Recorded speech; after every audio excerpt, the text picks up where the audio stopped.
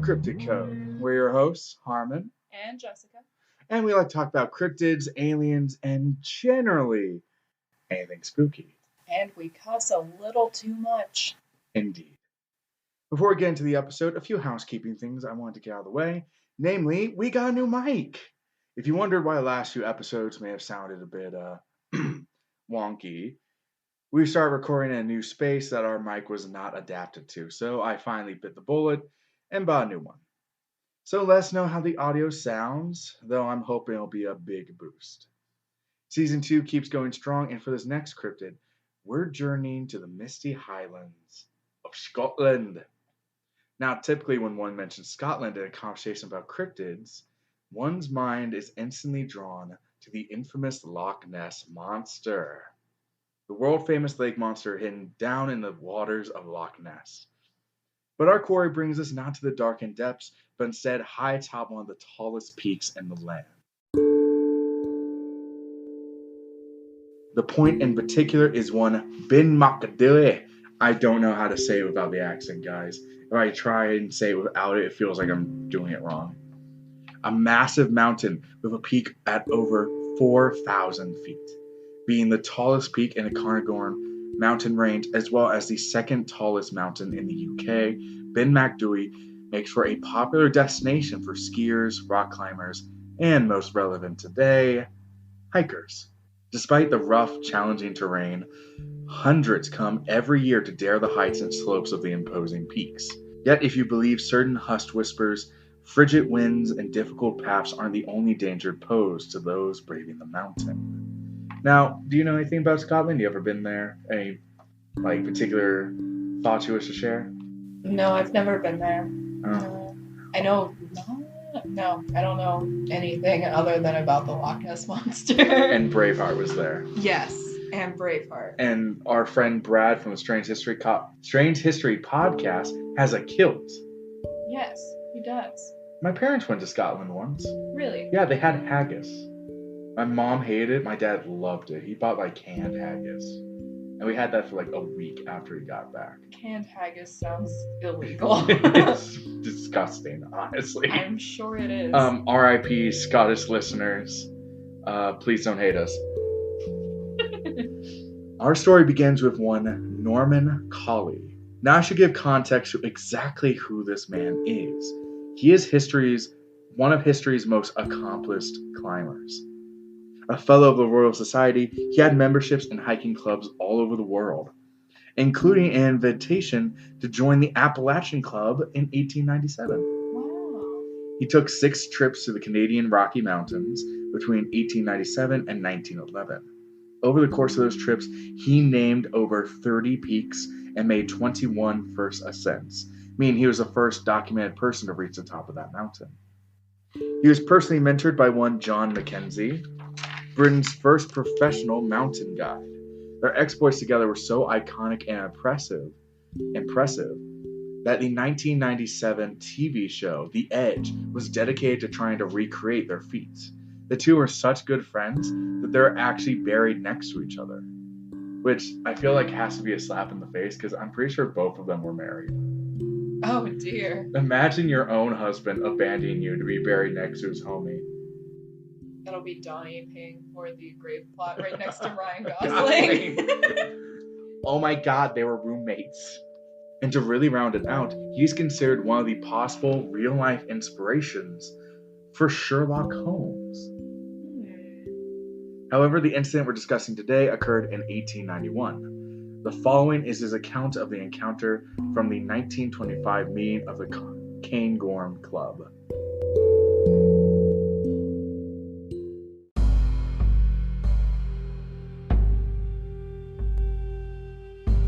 Quote, I was returning from the Cairn on the summit in a mist when I began to think I heard something else than merely the noise of my own footsteps. Every few steps I took, I heard a crunch, and then another crunch, as if someone was walking after me, but taking steps 3 or 4 times the length of my own. I said to myself, this is all nonsense. I listened and heard it again, but could see nothing in the mist. As I walked on, the eerie crunch sounded behind me. I was seized with terror and took to my heels, staggering blindly among the boulders for 4 or 5 miles, nearly down to, oh Jesus, this is why you look up a pronunciation guide. Rothimercus Forest? What the fuck is that? Rothimercus Forest. Yeah, that sounds right. Fucking Scotland, can you please get a real language? Jesus. Whatever you make of it, I do not know, but there is something very queer about the top of Ben MacDhui, and will not go back there again by myself, I know. End quotes. This, my friends, is the first encounter of what has come to be known as the Grey Man of Ben MacDhui. At least, that's the English name. If you want it in Gaelic, its name is Am Fear Leof Mór. But since my pronunciation probably made every Scottish listener cringe, I'm just going to refer to this creature as the Grey Man. It'll be easier for both of us. I had mentioned that Colley first went public with his encounter decades after the fact in 1925 during a meeting of the Cairngorm Club. I think this will show the impact it had on him that he, an experienced, seasoned outdoorsman, was so unsettled by his sighting to remember it so far afterwards. Yet Colley wasn't the only one. After he told his story, he would receive letters from other climbers who had seen similar things upon the mist-cloaked spire of Ben MacDhui, but were afraid to report what they saw. One of those reports came from Dr. A.M. Keelis, who was accompanying his brother as the pair were out shipping for crystals. First, atop the summit, they spotted a towering black figure that was moving towards them. They could not make out his features, as the thing was obscured by thick fog. Thick fog. Thick fog. Shut the fuck up. Shut the fuck up. The figure moved closer but disappeared from view in a dip along the pole. Terrified, the two quickly fled before they ever saw the creature emerge. Keelis later was told what he saw was simply an optical illusion of his own shadow reflected onto the mist. But he rejects that explanation as, by that logic, there should have been two figures, his shadow and his brother's, why in reality, there's only one. So, what do you think of this so far? A weird mountain man is just coming down to people, and it seems like mist is playing a big part into this. It does. Like, it's almost like the fog monster from Lost. Oh, I never seen Lost. Oh, well, cool. Can I be like a total... Okay, this might be something both of us know. Have you seen The Fog? I have not. By John Carpenter. A guy, dang it. The Mist. Okay. For those at home, she's nodding. Okay. The Mist. Yeah, The Mist. The Mist? Stephen King's The Mist. I have not. God, not seen it. Go to a movie, please. Someone right now is listening to this and going, how the fuck has he never seen Lost, but she's never seen this? And they're like, why can't they understand each other? Also, it's the fact that, once again, we have people who are like, I saw the same thing. Mm-hmm. And just didn't report it because, everyone sees something like this and they're like, oh, they're going to think I'm crazy. The other thing is, he was given an explanation and he refuted it, and that is fine. But also, you and I both know people come up with the craziest things, and we can be like, that's a plant in a window. That is a fake plant. And they're like, it's a face. Yeah, she's referring to our job at a certain haunt location that I don't want to give away too much because I'm very paranoid about my online presence. Don't come after me, dark web. But yeah, people can believe what they can trick themselves into believing anything. The thing with that is there's going to be a lot more witnesses before we get through this, and all of them seem to be at least somewhat experienced with climbing mountains, and it's hard to believe this would be his first time coming across the fog. I feel like some point in his tenure you should have seen that. Right. Turning back the clock a bit, we can find an even earlier report matching these stories. In 1904, Hugh Walsh and his brother were camping at the top of Ben MacDhui. The pair were up there to do some naturalist work, taking specific interest in the spiders found on the mountain. I don't know, man. It bug scientists, entomologists, whatever they call them. Entomologists? Yeah, I can't do that. Bugs scare me. So You bought me a bug for my birthday. yeah, and I had to get it shipped because I didn't want to look at it. Why do you think I kept it in the box? Oh my god. However, they know that whenever they moved, they could hear footsteps following them.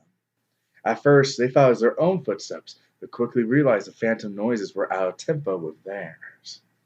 They also felt an intense sense of dread while they were atop the mountain. Another sighting would come from one Wendy Wood, who remarks her time on Ben MacDhui in her 1930 book, The Secret of the Spee. She was trekking up the steep slopes of the mountain and was going through Lorig Gru Pass when she heard a sudden booming voice all around her. She could not make out the words, but noted they sounded vaguely Gaelic. Thinking she was hearing the desperate pleas of a buried climber, she searched for the snow, but she was the only one there, or at least the only person. From behind her, she heard massive footsteps trailing her own. Something was there, and it was huge. Wendy was so terrified she had a panic attack and ran all the way down the mountain to Whitewell. From her book, she wrote, quote, "After all the evidence that can be gathered, we are no nearer a reasonable solution of the identity of the huge being who is felt, seen, and heard by persons of such widely different proclivities in the same vicinity." End quote.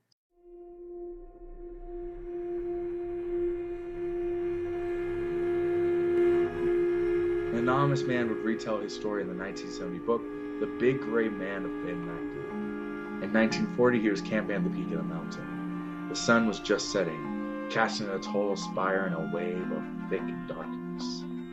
Deciding his best to get some rest, he went to sleep in his tent. Yet, sometime later, he was woken up by the loud, heavy footsteps of something just outside his tent. Braver than I would be, he tried to look through the tent's nylon. He was shocked by what he saw. A massive creature standing over 20 feet tall. He described it as looking almost brown, resembling almost a Bigfoot-style creature. The thing, perhaps curious, stumbled around the camp, but eventually moved. Okay, so not a monkey, because it's 20 feet tall. I mean, I don't know what I would do in that situation if I just looked out and saw fucking King Kong outside my tent. He would pick you up in his little hand. Big hand. Big Giant hand. And he's like holding you like you're a Lego man. Did you mean for that to rhyme? No. I was like a free-form rap there for a second. Now, I think now is the best time to give a general description of this cryptid. The gray man is typically seen as 10 feet tall. Just ignore the 20-foot thing I just said. Broad-shouldered and with long arms, almost resembling a Bigfoot. Normally, this possible Sasquatch is described as having gray hair, hence gray man, and olive-colored skin. Even stranger though, the gray man is seen as almost ethereal, kind of like a ghost or spirit in the form of a Bigfoot. Some witnesses have claimed that the creature can speak, but his language is nonsensical, yet sounds vaguely like Gaelic. The gray man is said to haunt predominantly the peak of Ben MacDhui, with a good chunk of sightings being in the Lorig Gru Pass. Lorig Gru Pass is a 19-mile pass with an 835-meter elevation that runs along a number of mountains, including Ben MacDhui. So it's this big pass where it's kind of like a dip, at least if the photos are accurate, with high points on the other side. So it's almost like a canyon. Okay. Interesting. And it's noted that wind typically kind of tunnels through there, kind of like a breezeway. Okay. That might be relevant for later. In 1942, one William Sidney Scroggie Scrogy? Scrogy pierogi? saw the same creature on Ben MacDhui. That same year, R. MacDonald Robertson. I fucking love these names. Yeah, they're really something. Bring back weird ass names, people. I don't know what happened in the 70s where all like everyone's named Tim and John now. But there used to be some bangers. Reports hearing similar footsteps on the mountain. A story he would go on to share in a 1964 book titled More Highland Folktales. Alexander Taiwan. We're going Taiwan. Oh. was hunting for game with a revolver on the slopes of Ben MacDhui in October of 1943. As he neared the Lurid Group Pass, he was suddenly enveloped by a quick onsetting fog. Even through the mist, he could make out the sky was turning dark, and soon it would be stormy. He immediately decided to leave and started heading down the Corrie Etchichin track. Yet, even as he made his hurried hike down, he could hear the thud of large footsteps behind him, with a worrying amount of time before each step. Quote, worrying. So it has long legs. It's big. Okay. It's big. Big boy. Big boy. Quote, in October 1943, I spent a 10-day leave climbing alone in the Cottigan Gorms. One afternoon, just as I reached the summit con of Ben MacDhui, mist swirled across the Lurid Group and enveloped the mountain. The atmosphere became dark and oppressive.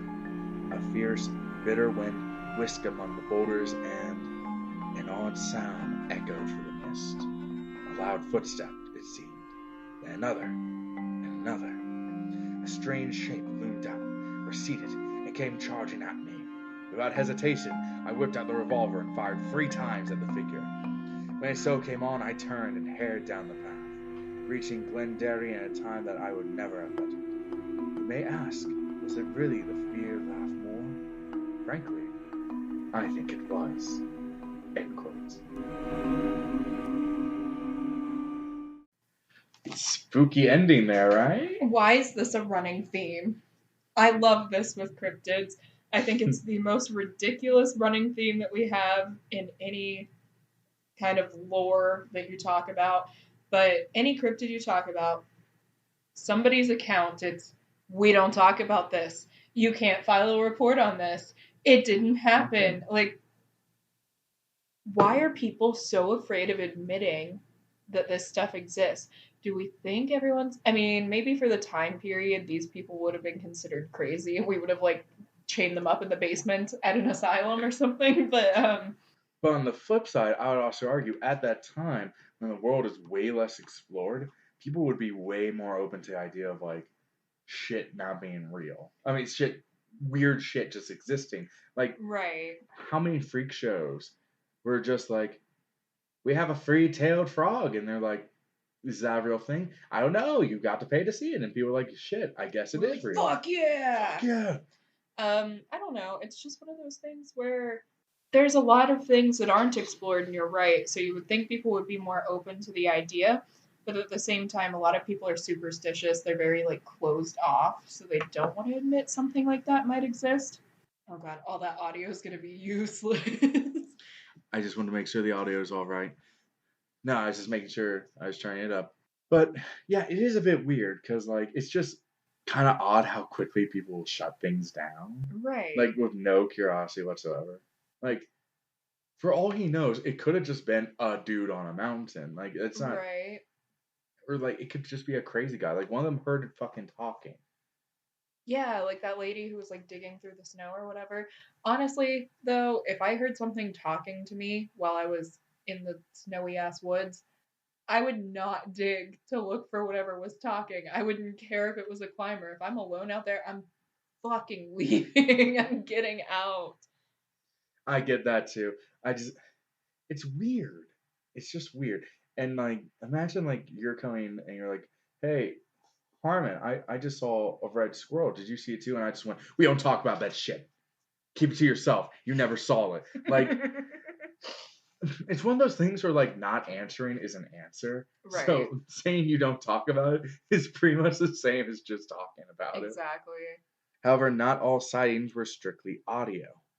A few unfortunate hill hikers would see the creature in the flesh, or the closest thing the gray man has. Sometime in the 1920s, a man named Tom Crowley was coming down the neighboring peak of Birrarak.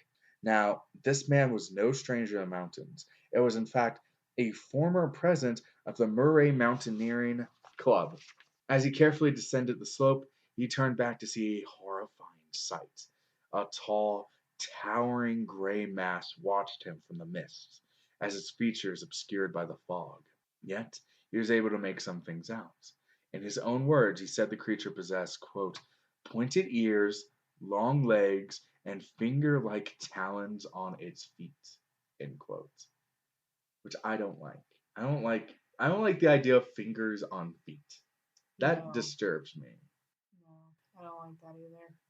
Okay, I think I understand the stalkers and game wardens now, because if I saw someone with fingers on his toes, I would be like, we don't talk about that. Yeah, for sure. But I think that also kind of sounds like vaguely ape, doesn't it? A Like, little bit. A little bit. like how monkeys have like feet on their, like hands on their feet. These people just met a howler monkey for the first time and they didn't know what it was. I don't know what a howler monkey's doing in Scotland. I don't know either. Oh, that'd be terrifying. Imagine you're just in the middle of Scotland and get mauled by a gorilla. Yeah.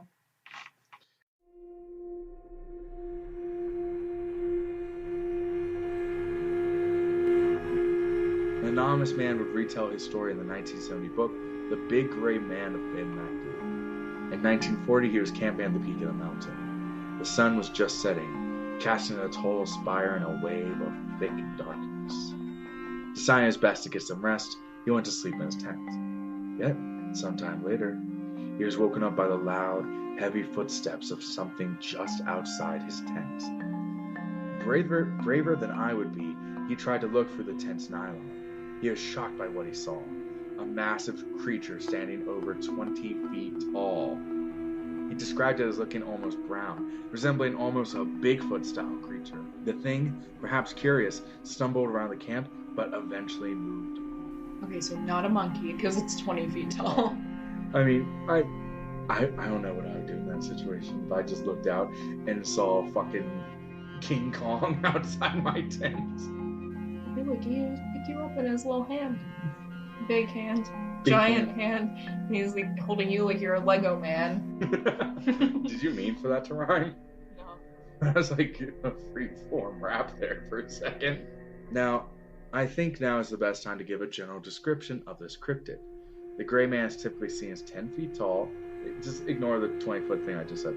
Broad-shouldered and with long arms, almost resembling a Bigfoot. Normally, this possible Sasquatch is described as having gray hair, hence gray man, and olive-colored skin. Even stranger though, the gray man is seen as almost ethereal, kind of like a ghost or spirit in the form of a Bigfoot. Some witnesses have claimed that the creature can speak, but his language is nonsensical, yet sounds vaguely like Gaelic. The gray man is said to haunt predominantly the peak of Ben MacDhui, with a good chunk of sightings being in the Larrig-Gru Pass. Larrig-Gru Pass is a 19-mile pass with an 835-meter elevation that runs along a number of mountains, including Ben MacDhui. So it's this big pass where it's kind of like a dip, at least if the photos are accurate, with high points on the other side. So it's almost like a canyon. Okay. Interesting. And it's known that wind typically kind of tunnels through there, kind of like a breezeway. Okay. That might be relevant for later. In 1942, one William Sidney Scroggie. Scroggie? Scroggie pierogi? Saw the same creature on Ben MacDhui. That same year, R. MacDonald Robertson. I fucking love these names. Yeah, they're really something. Bring back weird ass names, people. I don't know what happened in the 70s where all like everyone's named Tim and John now. But there used to be some bangers. Reports hearing similar footsteps on the mountain. A story he would go on to share in a 1964 book titled More Highland Folktales. Alexander Taiwan. We're going Taiwan. Okay. Was hunting for game with a revolver on the slopes of Ben MacDhui in October of 1943. As he neared the Larrig-Gru Pass, he was suddenly enveloped by a quick onsetting fog. Even through the mist, he could make out the sky was turning dark, and soon it would be stormy. He immediately decided to leave and started heading down the Corrie Etchin track. Yet, even as he made his hurried hike down, he could hear the thud of large footsteps behind him, with a worrying amount of time before each step. Quote, worrying. So it has long legs. It's big. Okay. It's big boy. Big boy. Quote, in October 1943, I spent a 10-day leave climbing alone in the Cadogan Gorms. One afternoon, just as I reached the summit con of Ben MacDhui, mist swirled across the lurid gloom and enveloped the mountain. The atmosphere became dark and oppressive. A fierce, bitter wind whisked among the boulders, and an odd sound echoed through the mist. A loud footstep, it seemed. Then another, and another. A strange shape loomed out, receded, and came charging at me. Without hesitation, I whipped out the revolver and fired 3 times at the figure. When it so came on, I turned and hurried down the path, reaching Glenderry in a time that I would never have imagined. You may ask, was it really the fear laugh more? Frankly, I think it was. End quotes.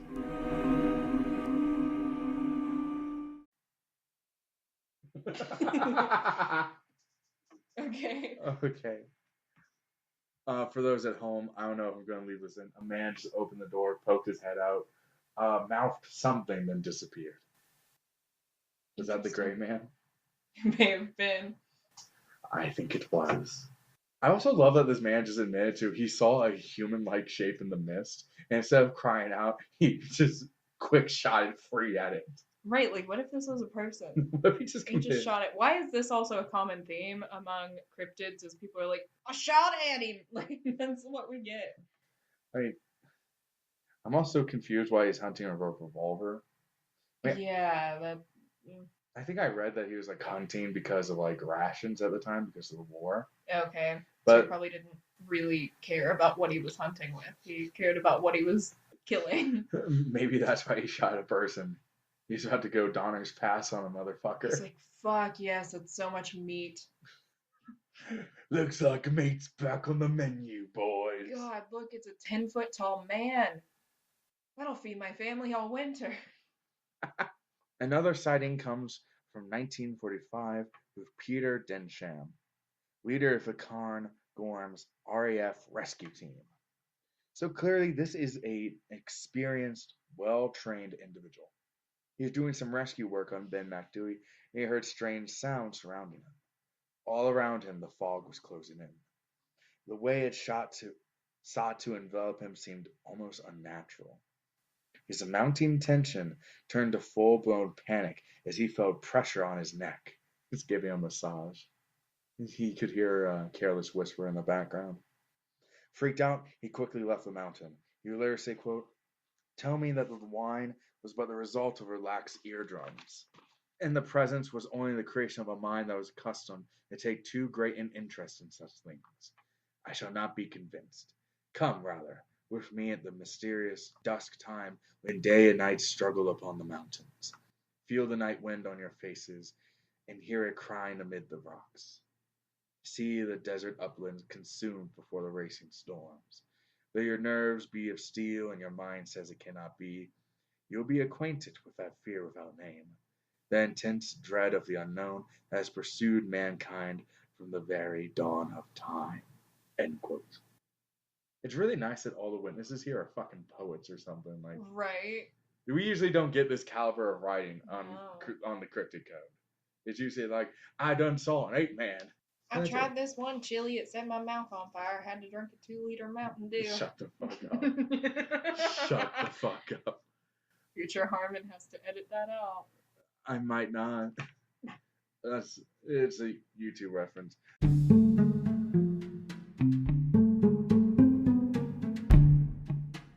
Sadly, I can't find any more modern reports. Yet, even now, he might still linger. But the world changes and evolves, and the foggy highlands stubbornly hold on to their ancient secrets.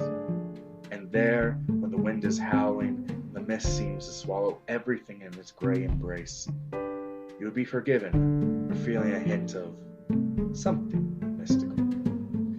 For feeling that maybe, just maybe, there really was something to those old stories.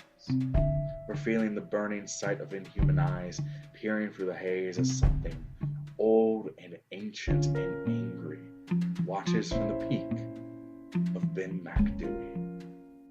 So as the fog fades and our story ends, we are left, as always, with a simple question. What was the Gray Man? To present the skeptical side, may attribute the sightings to a phenomenon known as Brocken specter, an optical illusion caused by one's shadow being reflected onto the mist, causing it to look much larger. Are you familiar with this? A little bit. Yeah, like if the light's coming from behind you and you'll see your own Right. shadow on the mist. It's gonna look a lot taller than you are. Yeah, maybe even like a 20-foot ape man with finger toes. Right. Yeah. On top of that, the sense of dread supposedly emitted by the beast may be explained as infrasound. Are you familiar with the concept of infrasound? Okay, so it's this weird thing where certain frequencies can't be consciously recognized by the human body, Okay. but they affect your subconscious. And in some cases, if at the right frequency, will cause intense feelings of dread. In some cases, full-blown hallucinations. Like a dog whistle, Yeah. but for people. Yeah, there's actually this one, I remember reading about an apartment complex. For the longest time, everyone thought it was haunted because they'll get in the elevator and see weird shit. I think like one guy said he saw like a tiny spaceship in the corner. It would fly around and shit. And it turned out it's the light bulb. The light bulb was broken. It was making that weird buzz sound. But it was infrasound. So it was literally just causing people to hallucinate while they're in the elevator. Interesting.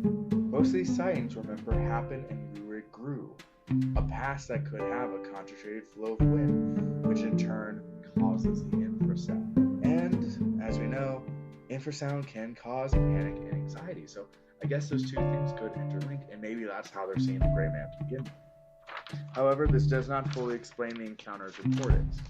The anonymous man in 1940 spotted the creature at night, so Brocken specter would not apply. The guy who saw it out of his tent. Right. So, let's be honest. Science, skepticism, they're all important. They're all, the other half of this show trying to explain the unusual. But let's get to the fun shit. Let's move on to the wilder explanation. One of the theories is that the gray man is a Sasquatch living on a remote mountain. This is the second time we've had, one of the theories was it's Bigfoot, but people don't think it's Bigfoot. Right. Its description certainly matches, but there is a problem that no physical evidence has ever been witnessed. Even when footprints should be left behind, the creature seems to appear and disappear without leaving a trace. No tracks have ever been found, despite one of his claims to fame being stomping around. Almost everyone mentions that they hear the footsteps. Is it possible that the gray man is something a bit more incorporeal? One of the more out there theories is that the gray man is still a Sasquatch, just a dead one. I guess that makes sense. If Bigfoots are as intelligent as we believe, there's a chance they could leave spirits behind after death.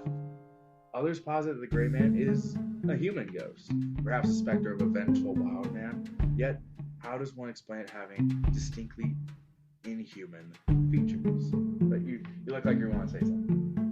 Bigfoot ghost? Bigfoot ghost. Bigfoot ghost. What happens when Bigfoots die? I mean, I don't know.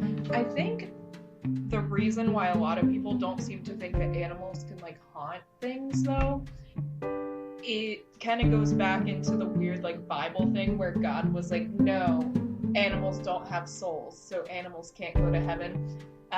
So I guess, if we think they don't have souls, then we wouldn't think that they could haunt something either. But if they do, then Bigfoot ghost kind of makes sense. Yeah, I mean, ghost dogs are a well-documented thing. Right. Ghost horses. I mean, what's the cutoff point? Why is it some animals get to have ghosts and others don't? Yeah, why don't we have ghost pigs? I was gonna say, ghost sharks. Ghost hamsters. Don't hate me, pet lovers, but I don't care for hamsters. But do you think it also could be a person? Maybe that'll explain why they're almost talking? Maybe. Maybe it was a wild man, a stray person, a feral person. A stray person. Jesus. A feral person. We talked about the national parks, feral people. Maybe it was a feral person. He's sort of learned to speak a little bit, but not a whole lot. Or he learned to speak when he was a kid, and he kind of lost a lot of that language as he, got deeper into being a feral human. And now he's just the gray man. On the flip side, if it is a Sasquatch, do you think it's possible it can like mimic sound? I remember there are a few cases where people claim Sasquatches can like mimic people. I don't think so. You don't think so? I don't think so. They're not parrots. Bigfoot one cracker. But if you don't mind, I'd like to throw my own theory. The gray man is a Salif, better known as an air elemental. First discussed in the occult text Liber de Nymphs, written by Paracelsus in 1566. Salifs were just one of the four elementals he discussed. Get buckle in, kid. We're going down some weird fucking rabbit hole. I would have buckled in if you didn't forget me. It's not future harm. The four types were gnomes, who represented the earth, salamanders, who represented fire, mermaids, or undine, in case we have any Undertale fans, that's where the name came from, who represent water, and sylphs, who embodied air. According to Paracelsus, these air elementals are bigger than humans and a lot stronger. Additionally, they are said to be able to form themselves out of light and air, which would include mist, and even control the weather. Notice how mist seemed to just kind of appear just before the gray man arrived, quickly descending on victims. In some cases, they noted that it would like almost intentionally envelop them. As soon as it's gone, it disappears. Or the presence of storms in some of the encounters. Is it possible that some occultist way back when summoned an air element? Supposedly, these creatures can be created as a product of alchemy, which is basically like chemistry before they understood chemistry. Right. For those who don't know, is like the idea of using chemicals to make magical shit, like the sorcerer's stone is a big one. Alchemist fire was a thing. It was basically napalm before napalm. And so it's these guys who want to use natural science for like occult stuff. An air elemental could explain the inhuman appearance, the ethereal ability to not leave a trace, and the seeming connection to the fog. Altogether, I think we have a strong case for the gray man being a Salif. Hell, even the name Salif translates in Latin to Salivertus, meaning wild man.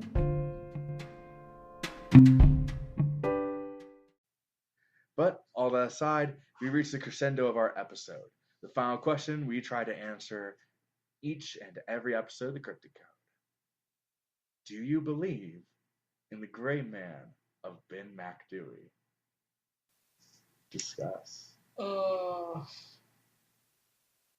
I don't think I do. Oh, you don't? Why not? I don't know. I just if it is real, I would argue that it is either the Salif or it is like a ghost Bigfoot? Fuck, that is my second favorite explanation. Now, I really want to believe that he's real because I want to believe that this creature is the last airbender. Like, that's what I want out of this, is to be able to believe that he's the last airbender. And just when the world needed him most, he disappeared. Yeah. Sorry, you're saying. I don't remember. Oh, I'm sorry. Well, then what do you think people are seeing? I don't know. I mean, I think a good explanation is definitely, just the shadow thing. When the sun's behind you, you reflect a certain way. If your hands are like at your sides, they may blend into your legs, and then they're gonna point out and look like big long fucking finger toes at the bottom. Like, that's just how stuff like that works. I feel like that's probably the most likely explanation. But then you have the guy in the tent. But maybe the guy in the tent had heard some other stories, and the guy in the tent's like, I want to see it too. But let me do a counter argument. A lot of these guys are experienced climbers who have been up this mountain a ton of times, or at least up a bunch of mountains. Like Norman Colley, like, dude discovered every mountain in Canada pretty much. I feel like he would have encountered this before, but even years later, it still stuck out to him as like something unnatural. Yeah, that's true. Yeah. So if this is just like random people, I would be down with you. But we have the leader of the RAF rescue squad. Right. These are people who like they know mountains. These are mountain motherfuckers. Like, Okay, fair. My final stance is he is real. He is the last airbender. did I convince you? I think so. Fuck yeah, we got a double yes, everyone. Ah, that's another one for the books. Well, did you enjoy the story? Any thoughts you want to share before we close out the episode? I know it's a bit shorter than usual, but honestly, it was a pain in the bum finding what I did. Really? Yeah, not a lot written about this guy. I really had to do some digging. Interesting. Interesting. Interesting. It's like the cryptid of cryptids. If I were going to suggest he like was covering it up, he was like murdering people who wrote about him too much. Maybe. Oh my god, do you think he was the one who looked in on us? Oh god. We're going to get attacked on our way to the car. Oopsies. Oopsies. I hope you all enjoyed listening to this episode. We're finally getting back into the groove of things, so I'm happy about that. And if you are a fan of the show, please subscribe on Spotify, Anchor, Apple Podcasts. Leave reviews if you don't mind. It really helps us out. And you can always follow us at the Cryptid Code on Twitter. But until next time, stay safe, stay away from Scotland mountains, and most of all, stay spooky out there.